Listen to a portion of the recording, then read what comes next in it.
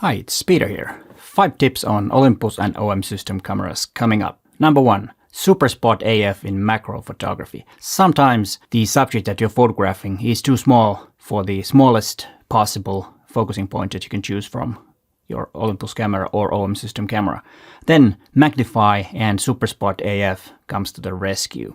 The way it works, first you have to assign magnify to a function button. You can choose whatever you like. It doesn't matter. Just choose which suits best for you. Press it and then choose the area where you want the focus to be. Press it again and you will see the magnified image on your screen.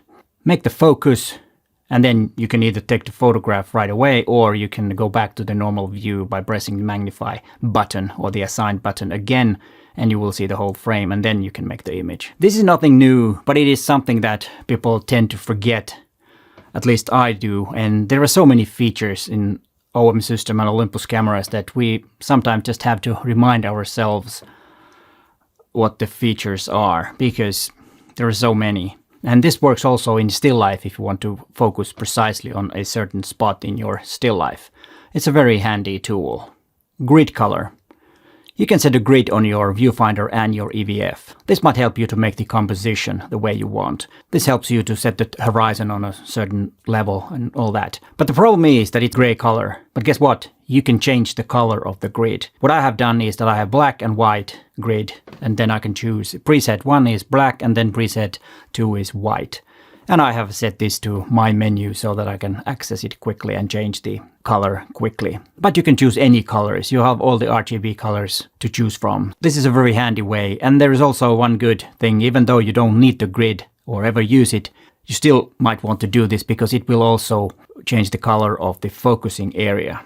And this is also very, very good. If you're, in bright conditions, you might want to have this darker, and then, in darker conditions, you might have the focusing area indicator or the lines white or brighter color. I think this is one of those good features that some of you might not have even realized that there is. And like I said in the first tip, that there are so many things that we just have to play around with the camera. Pre-MF distance. Pre-MF distance is a great way if you want to focus to a certain distance. This works great in street photography if you're used to using the hyperfocal focusing method. Set the camera to 4 or 5 meters and the aperture to f5.6 or f8, and then you're good to go. The camera will be focused to that distance. The way to use it is assign a button that works as a pre-MF button. Set pre-MF to your camera and then press that function button. The camera will focus to the distance that you have set to your camera. And there are 2 ways of setting the distance. The first one is you go to the menu and just dial in the distance that you want. In this case, I set 4 meters. The other method is so that you choose pre-MF, press info button, focus, and the camera will record that focusing distance. And it will use that when you choose pre-MF and use the button that you have assigned the pre-MF to. Many of you might want to use the AF on button or one of these buttons here in the front of the camera. And I think this is a very handy way if you want to use the hyperfocal method. This works also in landscape. If you know what the hyperfocal length is for certain lens, for certain aperture, then set that pre-manual focus distance and you will have everything sharp from the distance that you want. The manual says that it's not really precise distance, but in my opinion and my experience, it's close enough to be used as a hyperfocal focusing method. Of course, I would prefer that it was precise, but it works good enough. Storing video settings to a custom mode. This works only on OM1. Previous versions of Olympus cameras, there has not been a way to store your movie settings to a custom mode. But on OM1, it works the way that when you have, let's say, a manual mode of your camera, set up the video settings that you like and then store that to, let's say, like C3, for example. And then when you use C3, you will have those movie settings stored in that place. This way you can have different movie settings on different custom modes. And that's a very handy way because it has been a bit of a problem so far that you has not been able to do this. But on OM1 you can, and that's a good addition to the feature list. There will be a very useful tip about custom settings as an extra tip after tip number 5. Low ISO processing. There's a feature called low ISO processing in Olympus and OM system cameras. When using sequential shooting modes, the default setting is drive priority. You can also choose detail priority. If you have the camera on a single mode, then it will always use detail priority. I've never really given this any thought, but someone asked about it and commented that it will slow the camera down if you use low ISO and high sequential shooting. It will slow the camera down if you have the detail priority. And of course, when it's have a detail priority, it prioritizes the image quality over speed. And if you have drive priority, it will prioritize the speed and not that much on the image quality. So that has to be tested.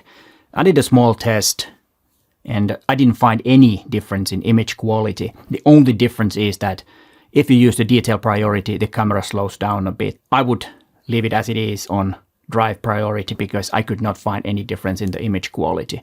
Saving your custom mode to your mobile device. It is possible to save custom modes to your mobile device on certain OM system and Olympus cameras.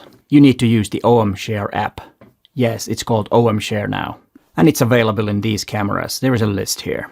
The great thing about this is that you can store only one custom mode if you want. You can do that on a computer too, but I think it's more convenient when you do it on your mobile. Then you have the possibility to store different settings to your mobile phone and only upload one of them to your camera. You don't have to upload everything. So you might have 7 or 8 different custom modes on your mobile, and then one by one you can choose which one you need on a certain photo shoot. That works very well on a video, for example, or why not on different shooting scenarios where you're out there shooting. Just choose the one that you want and use that, and then you can, replace it with another. I think it's a good addition, which I did not know until now that it's actually possible, even though it's been possible for a longer period of time.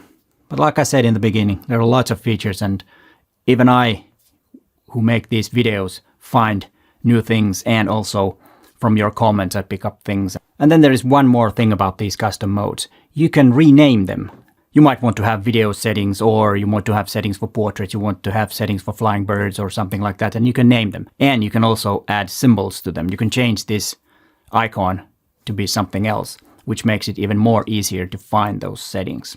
And I think this is a great, great thing, which I didn't know before. You probably did. Did you know this?